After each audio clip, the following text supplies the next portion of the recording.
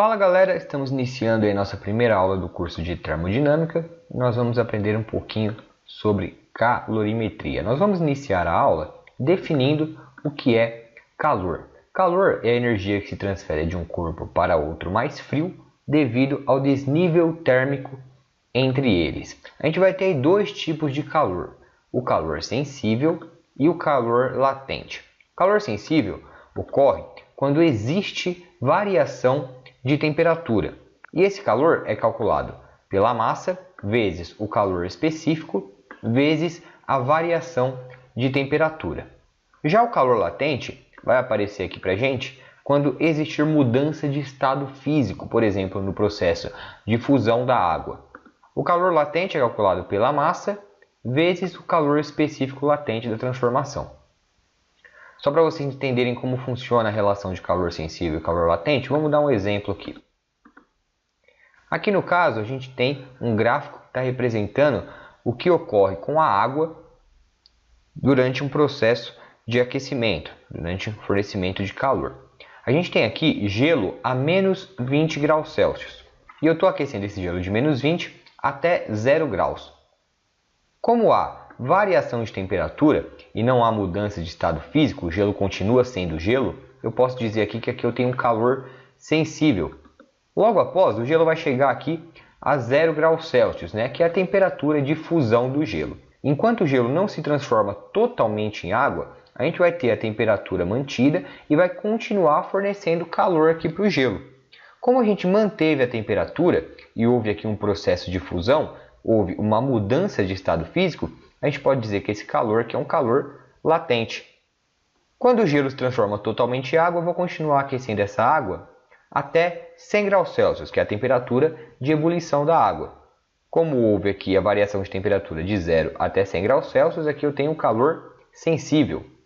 Iniciando o processo de vaporização, a água vai se manter a 100 graus Celsius até que toda a água vire vapor. Nesse processo, a gente pode dizer que nós teremos calor latente, já que há a mudança de estado físico, a água vai passar para vapor e a gente vai manter a temperatura aqui a 100 graus Celsius, Enquanto toda a água não virar vapor, a temperatura vai se manter constante. Tendo o vapor aqui a 100 graus Celsius, eu vou aquecê-lo até 120 graus Celsius. Esse calor é um calor sensível, já que a gente tem a variação de temperatura de 100 para 120 graus Celsius. Beleza? Bom, onde a gente vai usar o calor sensível e o calor latente? A gente vai utilizar na equação calorimétrica. A equação calorimétrica vai aparecer também de duas formas para a gente. Quando não há troca de calor com o ambiente, por exemplo, vamos imaginar que aqui eu tenho um recipiente com água, dentro desse recipiente eu vou colocar algumas pedras de gelo. Eu vou ter aqui a troca de calor entre o gelo e a água, mas não tenho nenhuma interferência do meio externo. Nesse caso, nós podemos dizer que o calor sensível mais o calor latente vai ser igual a zero. Já quando há troca de calor com o ambiente, por exemplo, vamos imaginar que eu tenho aqui o mesmo recipiente, mas agora eu vou aquecer essa água a partir de uma fonte de calor externa. Dessa forma, a gente pode dizer que o calor sensível mais o calor latente vai ser igual ao calor total, o calor total fornecido que é utilizado para aquecer a água.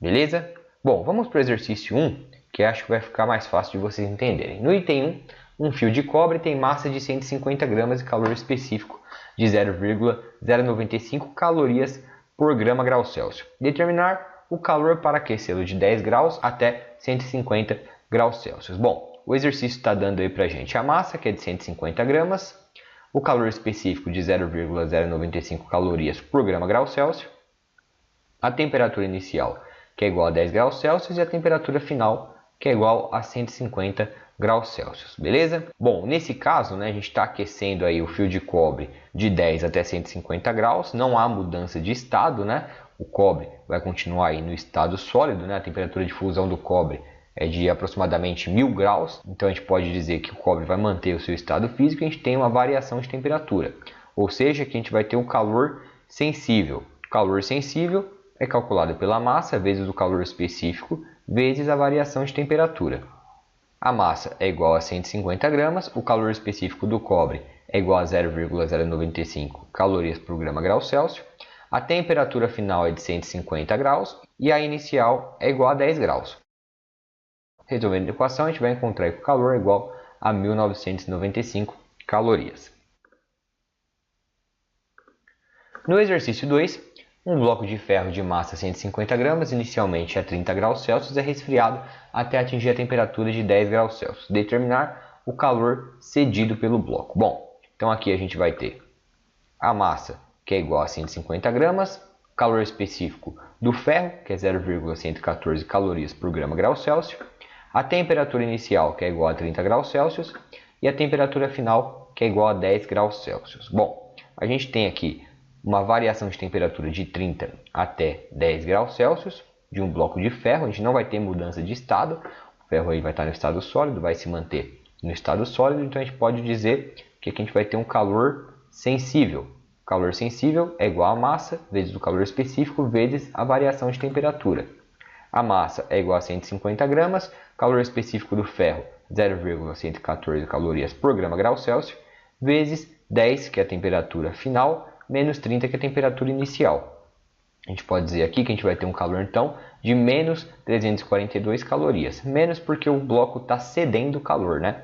Então, está perdendo calor. A gente vai ter um calor negativo aqui de 342 calorias. Exercício 3. Um recipiente de capacidade térmica desprezível contém 100 gramas de água a 20 graus Celsius. Introduz no recipiente 139,8 gramas de ferro a 100 graus Celsius. A temperatura de equilíbrio é de 31 graus Celsius. Determinar o calor específico do ferro. Bom, o exercício está dando aqui para a gente, em relação à água, a massa de 100 gramas, a temperatura inicial, que é de 20 graus Celsius, a temperatura final, que é de 31 graus Celsius, o calor específico, que é uma caloria por grama grau Celsius, e em relação ao ferro, a gente tem aí a massa, que é 139,8 gramas, a temperatura inicial, que é igual a 100 graus Celsius, e a temperatura final, temperatura de equilíbrio, que é de 31 graus Celsius. Como a gente tem aí a troca de calor entre o ferro e a água, e a gente não tem uma fonte de calor externa, a gente tem a troca de calor apenas entre os componentes do sistema, e a gente pode dizer que o calor sensível mais o calor latente vai ser igual a zero. Mas aqui nesse caso, a gente não vai ter calor latente, né? Porque a gente não tem mudança de estado, a gente só tem variação de temperatura.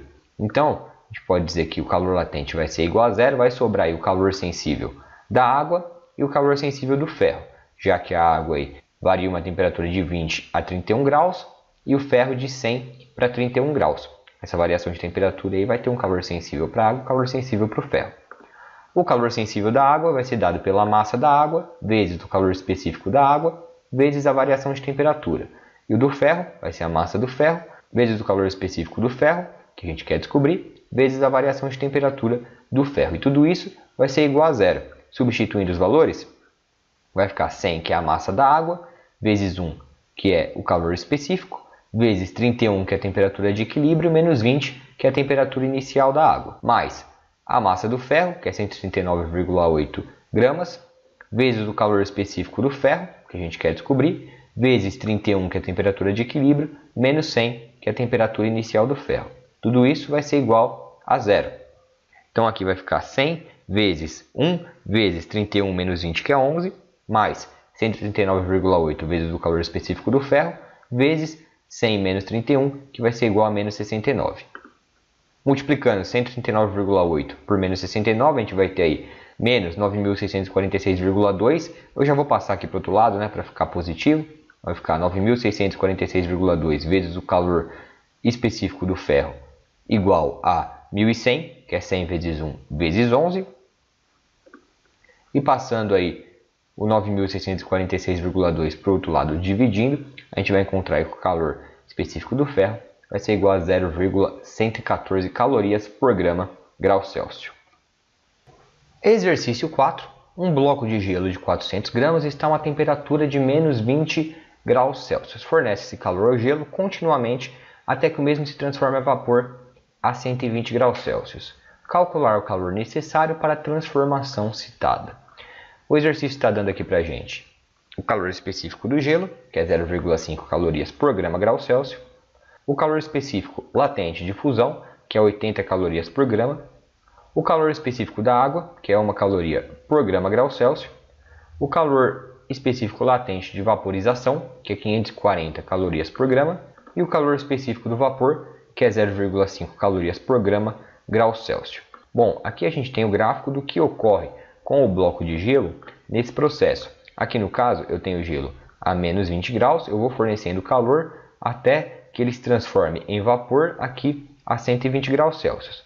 Beleza? Bom, o que a gente vai ter que identificar aqui é quais os tipos de calor que eu tenho em cada etapa do processo e eu vou somar todos esses calores para que no final eu tenha o calor necessário para a transformação citada. Como eu estou fornecendo calor a partir de uma fonte externa, eu posso dizer que o calor total, que é o que eu quero descobrir, vai ser igual à soma dos calores sensíveis mais os calores latentes. No caso desse exercício, a gente vai ter aqui o calor sensível do gelo, quando ele aquece de menos 20 até 0, o calor latente de fusão,